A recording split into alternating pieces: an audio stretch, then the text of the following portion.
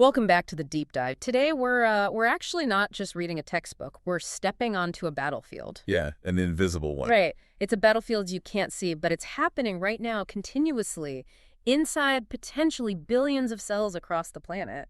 And, if you're a little unlucky today, maybe even a few inside you. It really is the invisible war. Yeah. And honestly, we often have this very, this Hollywood cinematic view of viral disease. Oh, for sure. We picture the virus as this little alien monster that lands on a cell, kicks the door down, beats up the nucleus, and just explodes out. It feels very violent, very direct. Like a microscopic home invasion, just a smash and grab. Exactly.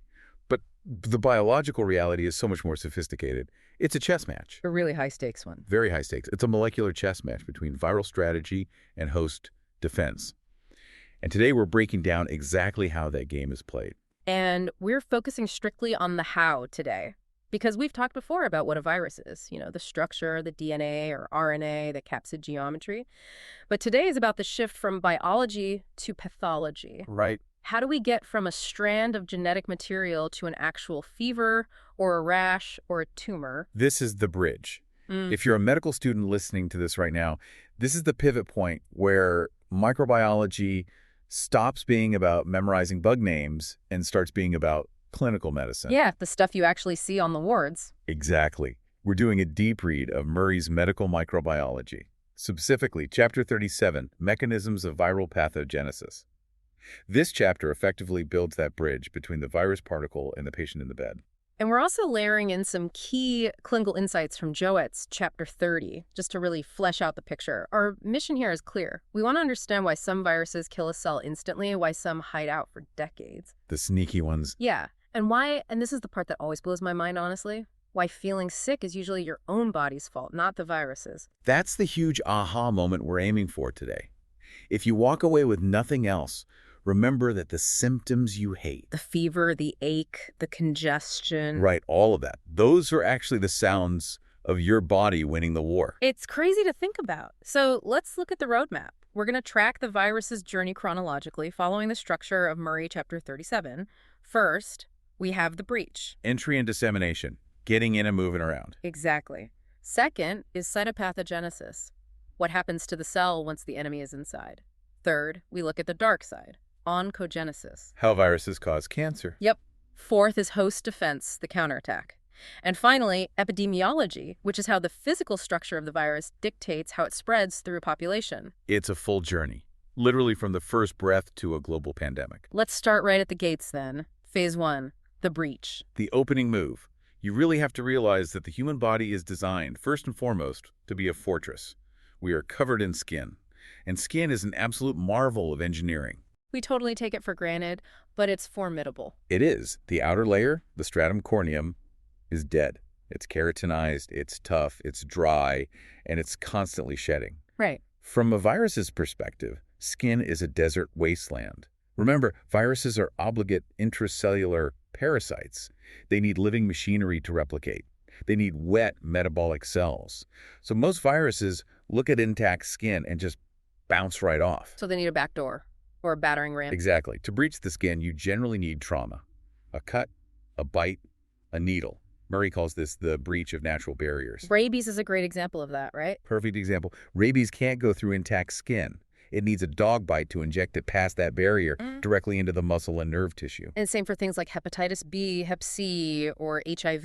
Right. They often need needles or microtears during sexual contact to access the bloodstream. Or arboviruses, like Right. West Nile or dengue. They essentially use a mosquito as a flying hypodermic needle to bypass the fortress wall. That's exactly what they do. But the vast majority of viruses, they don't break in. They just walk right in through the open doors. The mucoepithelial membranes, the soft underbelly of the fortress. Yes, the eyes, the respiratory tract, the gut, the genitourinary tract, these are the chinks in the armor. They have to be wet and living to do their jobs. Because your lungs need to be permeable to absorb oxygen. And your gut needs to be permeable to absorb food. That permeability is the virus's golden opportunity. And according to Murray, inhalation is the #1 route. By far. Think about the surface area of your lungs. It's roughly the size of a tennis court. Wow. Yeah. And you are constantly pulling the outside world into that tennis court with every single breath. Influenza, rhinovirus, measles, coronavirus, varicella. They all just hitch a ride on the air we breathe. It's the path of least resistance. Now, Jawetz has a nice specific here regarding the GI tract. While the respiratory tract is common, the GI tract is a close second for things like rotavirus or norovirus. But I've always found the GI tract to be such a weird choice for a virus. Why is that? It just seems so hostile. You have stomach acid with a pH of 2, you have bile detergents, you have digestive enzymes. I mean, it's a chemical vat. It is a chemical vat. Right. And that is a key filter. This is where we get our first major rule of thumb for your exams. If a virus is going to survive the gut, it cannot be wearing a delicate coat. Okay. Enveloped viruses, those with lipid membranes, which is basically an oil skin derived from the host cell, they usually get destroyed in the gut. And the reason for that ties back to the bile, right? Because bile is a detergent. Exactly. It emulsifies fats. Yeah. If you put dish soap on a grease stain, it breaks it up. If you put bile on an enveloped virus, it dissolves the envelope. And since the envelope has the attachment proteins on it, the virus is now completely naked and non-infectious. Right. The diver loses his suit. I love that visual. Yeah. So the diver needs to stay out of the acid. But the naked viruses, the ones that are just a protein capsid. They are built like tanks. The protein shell is resistant to acid, it's resistant to bile, resistant to proteases. So if a virus is transmitting fecal orally, like norovirus, polio, or hepatitis A, it is almost always a naked capsid virus. That is such a great mental anchor. Naked viruses are tanks that can handle the acid bath. Enveloped viruses are divers that need to stay wet and avoid the detergent. We will definitely come back to that when we talk about transmission later. Definitely. So let's say the virus has breached the perimeter. It's inside the mucosal cell. Now what? Now we have a fork in the road. Local versus systemic infection. Basically stay or go. Precisely. Some viruses are totally content to stay at the portal of entry. Take rhinoviruses, the common cold. They land in the nose and throat. They replicate in the epithelial cells there. They cause a runny nose right there, and that's it. They don't go wandering through the blood. No, they're low-ambition viruses. Yeah. The disease is completely localized. But then you have the travelers, the systemic infections. This is where we get into the concept of viremia, virus in the blood. This is the highway system. Right. If a virus enters your lungs but wants to cause a rash on your skin, like chicken pox or measles, it can't crawl there. It has to hop into the bloodstream to get from point A to point B. Murray makes a distinction here that I think is really important for understanding the timing of disease. Primary versus secondary viremia. Can we break that down? Yes. This is a critical mental model for clinicians because it explains incubation periods. Think of primary viremia as the scouting party. Okay. The virus breaches the entry site, say the lung, replicates a little bit in the local lymph nodes, and spills a small amount of virus into the blood. It's usually too low to even detect, and you might not even feel it. Maybe a day of feeling slightly off or nothing at all. But those scouts aren't just looking around, they're looking for a base of operations. Exactly. They are seeding the amplification organs. This is usually the liver, the spleen, the bone marrow, or the endothelium of blood vessels. The virus sets up shop there and replicates like crazy. It turns those organs into massive factories. And then boom. Boom, it releases a massive wave of virus back into the blood. And that is secondary viremia. That is the invasion force. And that massive flood of virus is what delivers the pathogen to his final target tissue, like the skin for a rash, or the brain for encephalitis, or the glands for mumps. So if I have a patient with measles, the rash I'm seeing is actually the result of that secondary massive wave hitting the skin. Precisely. And this totally explains the incubation period. If you catch the flu, it's a local infection. It hits your lungs, replicates, and you feel sick in 1 to 3 days. Short incubation. But measles or chickenpox? Those are systemic. Yeah. You catch it, and nothing happens for 10 to 20 days. Why? Because the virus is busy doing the logistical work. Primary viremia, seeding the liver, amplifying, and then launching secondary viremia. That is such a clarifying point. The silence before the storm is literally the virus building its army in your liver. It's a chilling thought, isn't it? The virus is winning the logistical war before the first shot is even fired. Very. Now, there is one other route we have to talk about regarding spread. I call it the creeping terror route. The nerves. Neural spread, it skips the blood entirely. It's the alternate route, and it's terrifyingly efficient because it hides from the immune system. Rabies is the classic example here. Right. You get bitten on the leg by a rabid dog. The virus doesn't really use the blood. It finds a peripheral nerve ending in the muscle and physically climbs up the axon. And climbs isn't a metaphor here, is it? No, it's literal. It hijacks the dynamotors. Those are the little transport trucks inside the nerve cell that usually carry nutrients. The virus hops on and moves retrograde backwards from the leg, up the spinal cord, and into the brain. Jayetz mentions this explains the prodrome, the early symptoms of rabies. Right.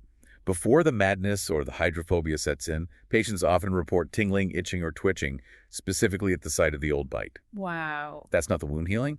That's the virus moving up the local nerves, irritating them as it goes. Herpes simplex, HSV, and varicella zoster, VZV, do this too, right? They do. They hide in the ganglia, the nerve clusters near the spine, and when they reactivate, they travel back down the nerve to the skin. That's why shingles appears in a dermatome. Exactly.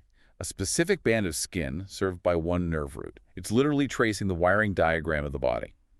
If you see a rash that stops perfectly at the midline of the chest, you are looking at neural spread. Okay, so the virus has reached its target cell, whether it's a lung cell, a skin cell, or a neuron. It ticks down the door and gets inside. Now we enter phase 2 of the chapter, cytopathogenesis. What happens to the cell? Murray gives us a framework of 5 outcomes. Think of this as a multiple-choice question for the cell's fate. Option 1 is abortive infection. Basically a dud? Yeah, a dud. The virus enters, but the cell is non-permissive. Maybe the cell lacks an enzyme the virus needs, or the virus itself is a mutant. Nothing happens. Failed infection. We love these. Best case scenario. Option 2 is a gelitic infection. This is the factory explosion. The virus takes over, replicates massively, and the cell dies. Cytolysis. This is what we see with polio or HSV. The cell eventually bursts open to release the new viral particles. And how does it actually kill the cell? Is it just overcrowding, like filling a water balloon until it pops? Sometimes, but it's usually much more malicious than that. The virus often actively shuts down the host's life support. How so? Take polio. It produces a protease that actually chews up the host cell's cap binding complex. Essentially, it stops the ribosome from reading the cell's own mRNA. It says, stop making parts for yourself, only make parts for me. It starves the cell of its own maintenance proteins until it collapses. That is brutal efficiency. Now talk to me about apoptosis in this context, because I know cells have a self-destruct button. They do, and this is a fascinating chess move. When a cell realizes it's infected, maybe it detects weird double-stranded viral RNA, it often tries to commit suicide. This is apoptosis. It's an altruistic move. Exactly. It's saying, I am compromised, I will destroy myself to stop the viral factory and save the neighbors. But the virus knows this move. The virus anticipates this move. It's been evolving with us for millions of years. Many viruses, like adenovirus or hepatitis C, encode specific proteins just to block apoptosis. They jam the self-destruct button. They do. They force the cell to stay alive. A zombie cell, if you will, just long enough to finish the replication cycle. So devious. Okay, option 3. Persistent infection. This is the slow burn. The virus replicates, but it releases the progeny gently, usually by budding off the surface of the cell membrane. It doesn't kill the cell. So the cell just becomes a permanent virus factory. Right. Hepatitis B can do this. The cell survives, but it's constantly turning out virus. Option 4 is latent infection. The sleeper cell. The virus enters, maybe integrates its DNA into your chromosomes like HIV does, or just hangs out as a circular episome like herpes, but it produces no virus. It's quiet. Completely quiet. No machinery running, no flags for the immune system to see. This is classic herpes. Classic herpes. HSV hides in neurons. Since it's not making protein, the immune system can't see it. T cells walk right by. It just waits for stress, UV light, or immunosuppression to wake up. And finally, option 5, transforming infection. This is the scary one. Immortalization. The virus changes the cell's regulation so it grows uncontrollably. This is the path to cancer. We're going to do a whole section on that in a minute. Before we dive deep into cancer, I want to touch on some visual cues, because if I'm a pathologist looking under a microscope, what am I seeing that screams viral infection? Murray highlights 2 big ones. First is syncytia. Yes, this is a very high-yield concept. Some viruses, particularly developed ones like measles, RSV, which is a respiratory syncytial virus, or HIV, they express a sticky protein on the surface of the infected cell. Oh? This protein is normally used to fuse the virus to the cell.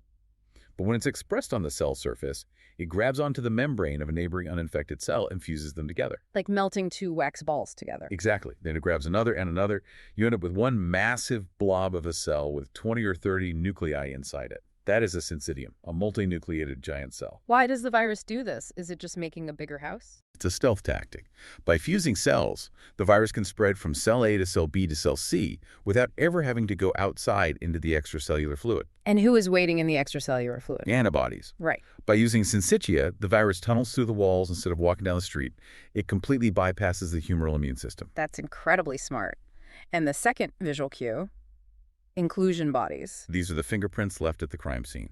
They are stains you can see in the nucleus or cytoplasm, usually clumps of viral proteins or assembly factories. Give us the classic exam makers, the ones that always show up on boards. Okay, memorize these three. Number 1, owl's eye inclusions. Owl's eye. Yeah, large, dark, intranuclear inclusions with a clear halo around them. It literally looks like an eye staring back at you. That is cytomegalovirus, or CMV. If you see an owl's eye, think CMV. Got it. Number 2. Cowdrey type A, also intranuclear, that's herpes simplex, HSV, or varicella, VZV. And the third one? Negri bodies. Now, these are in the cytoplasm, not the nucleus. Yeah. That is rabies. And there is a general rule of thumb about location, right? Generally, yes. DNA viruses replicate in the nucleus, so their inclusion bodies are usually intranuclear. RNA viruses replicate in the cytoplasm, so their inclusions are usually cytoplasmic. But there are exceptions. Always. Pox virus, which causes smallpox, is a DNA virus, but it's so huge it brings its own machinery and replicates into the cytoplasm. So cytoplasmic inclusions. And measles, an RNA virus, can actually produce inclusions in both the nucleus and cytoplasm. But for the basics, DNA equals nucleus, RNA equals cytoplasm. Perfect. Now let's go back to that fifth outcome, transformation. Oncogenesis. The idea that a virus can cause cancer is wild, but it's actually a major part of pathology. It really is. About 15 to 20% of all human cancers have a viral link. And to understand this, you need the car metaphor. I love a good metaphor. Let's drive. Think of a cell as a car. For a cell to divide and grow, it needs to press the gas pedal. These gas pedals are genes called proto-oncogenes, like MAIAC or RAS. But to keep from crashing, to keep from growing out of control, the car has brakes. These are the tumor suppressor genes, like P53 and RB. So cancer is basically driving with the gas floored and the brakes cut. Exactly. And viruses have two main ways of making this happen, depending on whether they are DNA viruses or retroviruses. Let's start with the DNA tumor viruses, HPV, human papillomavirus, and adenovirus. These guys are the brake cutters. Think about what a DNA virus needs. It needs the cell to be in S phase, the synthesis phase, because that's when all the DNA polymerase enzymes are active. It needs those tools to copy its own viral DNA. But most cells in your body are resting. They're in G0. The brakes are on. So the virus has to force the cell into the shop. Take HPV, specifically the high-risk strains like 16 and 18. They produce two proteins, E6 and E7. These are the wire cutters. What do they cut? E6 binds to P53. Now, P53 is the guardian of the genome. It stops division if DNA is damaged. E6 degrades P53. So the guardian is gone. Gone. Then E7 binds to RB, the retinoblastoma protein. RB is the main brake pedal holding the cell in G1. E7 kicks RB right off the pedal. With P53 and RB gone, the brakes are completely cut. The cell is forced into the cell cycle. The virus gets its enzymes to replicate. But as a side effect, the cell is now replicating without any checks or balances. It accumulates mutations, and eventually it becomes a carcinoma. It's collateral damage. The virus doesn't want cancer. It just wants a photocopier. Exactly. It's an accident of the viral life cycle. Now compare that to the retroviruses, the RNA viruses. They act more like gas pedal pressers. Right. This is where we talk about HTLV1, human T-cell lymphotropic virus. It causes adult T-cell leukemia. It encodes a protein called THX. THX, does it collect money? In a biological way, it exacts a very heavy price. The THX protein is a transactivator. It basically screams at the cell's nucleus to start making growth factors, specifically IL-2, interleukin-2. And IL-2 is T-cell food. Yes. So the infected T-cell starts spitting out IL-2, which feeds itself and its neighbors, telling them all to divide.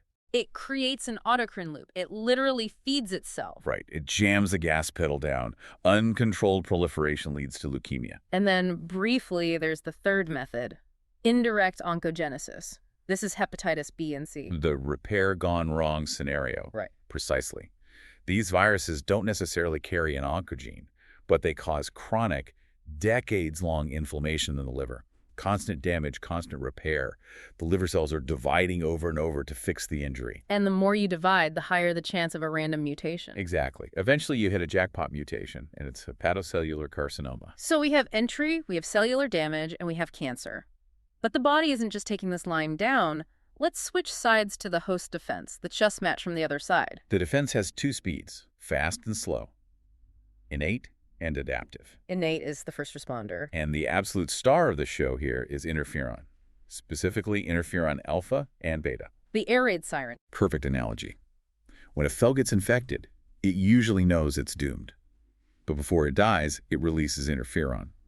This chemical signal floats to the neighboring uninfected cells and binds to their surface. It tells them, shut it down, enemy in the wire. And what do the neighbors do?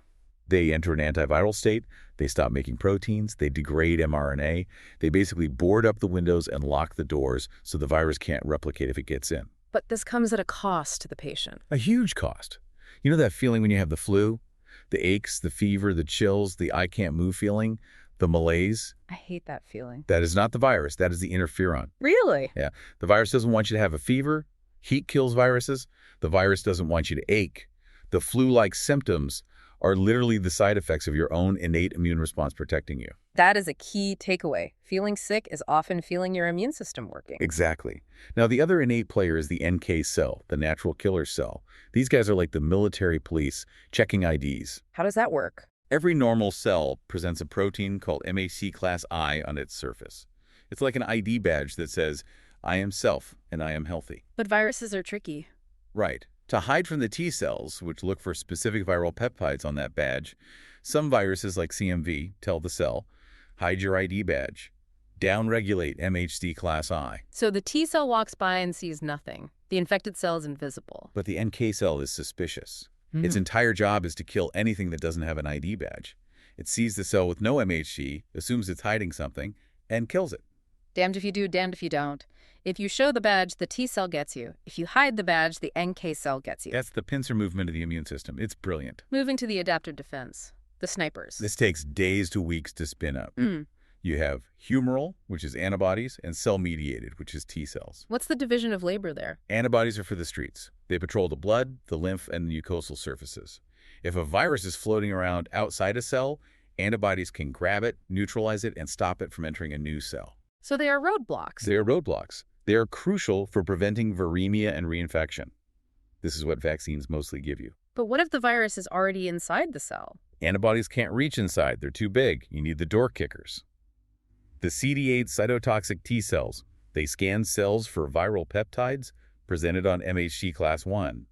If they find a match, they execute the cell using perforin and granzymes. This distinction is vital for understanding immune deficiencies, right? Yes, very important. Yeah. If a patient has a B-cell defect, meaning no antibodies, they get recurrent bacterial infections, but they also struggle with viruses that have a major viremic phase, like enteroviruses. Because there's no roadblocks on the highway. Right.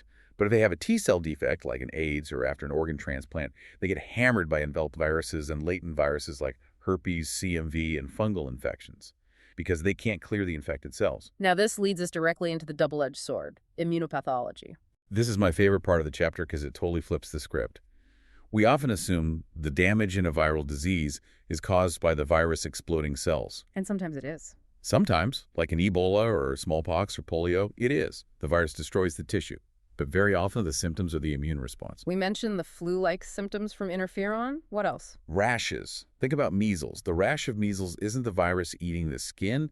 It's the T cells attacking the virus-infected endothelial cells in the capillaries of the skin. Oh, wow. If a child has a severe T cell deficiency and they catch measles, do you know what happens? What? They get giant cell pneumonia and die, but they never get the rash Yeah. because the rash is the fight. No fight, no rash. Whoa. So the rash is actually a sign of a competent immune system. Correct. It means your body is fighting back. Then you have type 3, hypersensitivity, immune complexes. How did that cause damage? Imagine you have a chronic infection like hepatitis B. You have lots of virus in the blood and lots of antibodies. They bind together into these big clumps, ag-ab complexes. Like clutter in the bloodstream. And where does clutter get stuck? In the filter, the kidneys. These clumps deposit in the glomeruli of the kidneys, activate complement, and cause massive inflammation. So you have a liver virus causing kidney failure, which is glomerulonephritis. That's immunopathology. There is one specific mechanism here I really want to highlight because it's terrifying and super important for global health. Antibody-dependent enhancement, or ADE, the dengue fever example. This is the Trojan horse scenario. Yeah. Dengue has 4 distinct serotypes. Let's say you get infected with type 1. You recover, and you make antibodies against type 1. Great. You are immune to type 1. So far, so good. Years later, you get infected with type 2. Your antibodies should help, right? I mean, it's still dengue. You would think. Yeah. But the antibodies for type 1 bind loosely to type 2. They fit, but not perfectly. They don't neutralize it. Instead, they act like a handle. A handle for what? Macrophages. Macrophages have receptors for the tail of the antibody, the FTC receptors. They see the antibody, grab it, and pull it inside, thinking they're cleaning up debris. But they are pulling a live grenade into the bunker. Exactly. The virus is pulled into the macrophage, which is actually where it wants to replicate. It escapes into the cytoplasm and replicates explosively. The macrophage panics and releases a cytokine storm. Massive inflammation. And that leads to dengue hemorrhagic fever, shock, bleeding, and potentially death. All because the immune system tried to use the wrong key for the lock. It essentially helped the virus get in. That is heavy. Really shows how delicate the balance is. Let's zoom out for the final section of the chapter. Epidemiology. Yeah. How does this spread through a population? Epidemiology is all about transmission. And as we hinted at the start, the structural determinant, naked versus enveloped, is the golden rule here. Let's codify it for everyone. The tank versus the diver. Right. Naked capsid viruses, the tanks, are just protein shells. They resist drying, acid, bile, and detergents. Therefore, 1, they can survive the gut because they are acid and bile-resistant, so they are transmitted fecal orally. Makes sense. 2, they can survive on dry surfaces or fomites, door handles, toys, tables. And 3, they are easily spread by hand-to-hand transfer. Think norovirus on cruise ships, rotavirus in daycares, adenovirus in military barracks. And the divers? Enveloped viruses. They have a fragile lipid membrane, what destroys lipids. Soap, acid, drying out. Therefore, 1, they must stay wet. 2, transmission is respiratory droplets, like a sneeze to the face, or blood, sex, or organ transplant. Because those are all wet environments. Exactly. And 3, they generally cannot survive the gut. The acid destroys the envelope. Think HIV, herpes, influenza, Ebola, COVID-19. So if you are taking an exam and the question describes a virus spread by contaminated water or shellfish, you can almost immediately rule out the enveloped viruses. 99% of the time, yes. It's a naked virus. There's a small caveat. Hepatitis B and coronaviruses are enveloped but are weirdly tough. But for the general mental model, envelope equals wet transmission only. What about age factors? We talked about T cells being important. Age changes everything. Children are immunologically naive. They catch everything because they have no memory B cells. But curiously, they often have milder disease for some viruses. Like what? Take Epstein-Barr virus, EBV.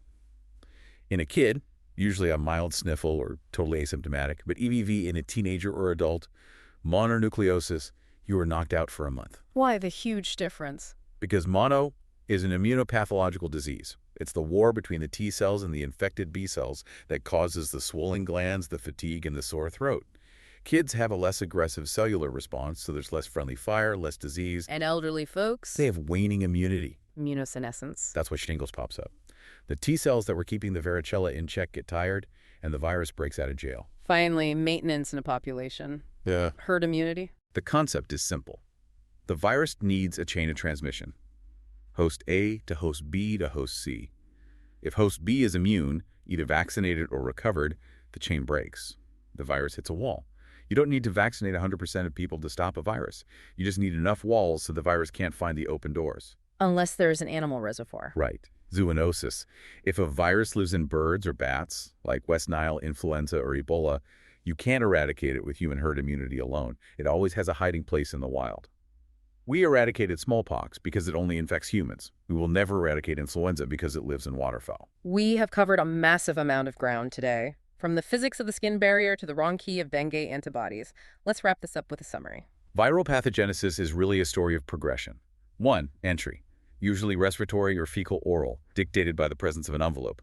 2. Spread, local versus systemic via the blood, which dictates incubation time. 3. Cellular injury. The virus kills the cell, which is a lytic, or hijacks it, which is oncogenesis. And 4. Host response, the double-edged sword that clears the virus, but actually causes the symptoms through immunopathology. And here is a final provocative thought to leave you with. We talked about inapparent infections, times when the virus is winning a little and your immune system is fighting back, but the battle is so contained you feel absolutely nothing. How many viruses do you think are replicating inside our listeners right now? It's a spooky thought. Hmm. Between the latent herpes viruses, which almost everyone has, maybe some early rhinovirus replicating in the nose, a polyomavirus in the kidney, or anelloviruses in the blood, you are likely the battlefield for half a dozen silent wars right now. You're winning them, so you don't know they are happening, but biology is never truly silent. On that comforting note, let's lock this knowledge in. It is time for the rapid recall. I'm going to ask a single best answer style question. I'll tell her to think about it for a second, then we'll give the answer and the why. Ready? Question 1. A pathologist is examining a lung biopsy from a patient with a severe viral pneumonia. She sees large, multinucleated giant cells.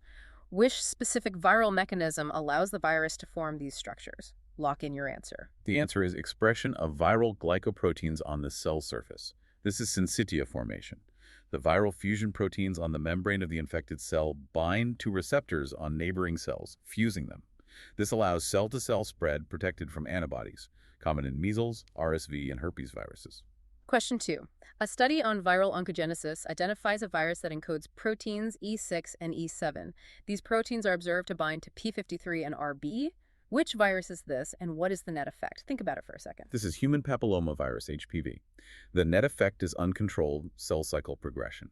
E6 degrades P53, the brake. E7 inactivates RB, the other brake. This forces the cell into the S phase for replication. Question 3. A new virus is discovered. It is found to be sensitive to detergent and acid, and it loses infectivity when it dries out on a surface. What is the most likely mode of transmission? Take a second. Respiratory droplets, sexual contact, or blood. The key here is sensitive to detergent and drying. That means it is an enveloped virus, the diver. It cannot survive the fecal-oral route and can't survive on dry fomites. It must stay wet. Question 4. A patient recovering from dengue fever is warned that a second infection with a different serotype could be much worse. What is the specific immunological mechanism for this? Have an answer ready. Antibody-dependent enhancement, or ADE. The pre-existing antibodies are non-neutralizing for the new strain. They bind the virus and help it enter macrophages via the FDC receptor, acting like a Trojan horse, leading to massive replication and a cytokine storm. Question 5, last one. You are looking at a slide and see an enlarged cell with a distinct dark intranuclear inclusion surrounded by a clear halo, the classic owl's eye. What is the pathogen? Lock it in. Cytomegalovirus, CMV. Remember, CMV causes cells to enlarge, cytomegalo, and the owl's eye is the exam classic description of its inclusion body. If you nailed those, you are ready for the wards. If not, go back and read Murray chapter 37, specifically the sections on cytopathogenesis and epidemiology. And take a look at the charts in Jaywitt's chapter 30 for those diagnostic inclusion bodies. They really are free points on the exam. Thanks for diving deep with us. Keep those immune systems strong. Wash your hands, especially for those naked viruses, and we'll see you on the next one. Stay curious.